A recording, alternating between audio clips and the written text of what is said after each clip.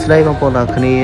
ជួបវីដេអូថ្មីពីសុខាស្ត្រីពលសម្អាងការកន្លងមកមានអូនគាត់សួរជាច្រើនថាបងចេញតាមខេត្តអត់បាទសម្រាប់វីដេអូនេះផងដែរកូនកំមុំគាត់នៅខាងក្រុងប៉ោយប៉ែតតែម្ដងណាយើងមកតុបតែងជូនកូនកំមុំដល់ក្រុងប៉ោយប៉ែតអញ្ចឹងសម្រាប់បងប្អូនកូនកំមុំនៅតាមបណ្ដាខេត្តផ្សេងចង់បានសុខាស្ត្រីពលអាចតាក់ទងមកបានកញ្ចប់តាមខេត្តរបស់យើងតម្លៃសមរម្យយើងមានកញ្ចប់សម្អាងសុទ្ធតម្លៃ2000 3000អីចឹងណាសម្រាប់កូនកំមុំនេះគាត់ជ្រើសរើសយកកញ្ចប់3000ដែលជាប្រភេទកញ្ចប់កាត់កៅអៅថ្មីតែម្ដងអញ្ចឹងនៅក្នុងនោះយើងផ្ដល់ជូនរបស់គាត់នឹងគឺកៅអៅថ្មីគ្រប់កម្មវិធីទាំងអស់ហើយផ្ដល់ជូនក្រុមការងារជាងផាត់មុខមួយធីមនឹង10នាក់តែម្ដងអញ្ចឹងសម្រាប់កូនកំមុំនៅតាមបណ្ដាខេត្តចង់បានកញ្ចប់សម្អាងតម្លៃសមរម្យ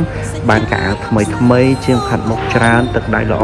ជួយផាត់មុខបងប្អូនសងខាងបានមិនកំណត់ចំនួនហ្នឹងអាចតាក់ទងមកសុខាស្រីក៏បានមិនថាទីក្រុងចិត្តឆ្ងាយខេត្តណាទេគឺទៅដល់ទាំងអស់តែម្ដងបងប្អូនធានាថាមិនខកចិត្តទេម៉ូដសម្លៀកបំពាក់ថ្មីគ្រឿងអលង្ការថ្មី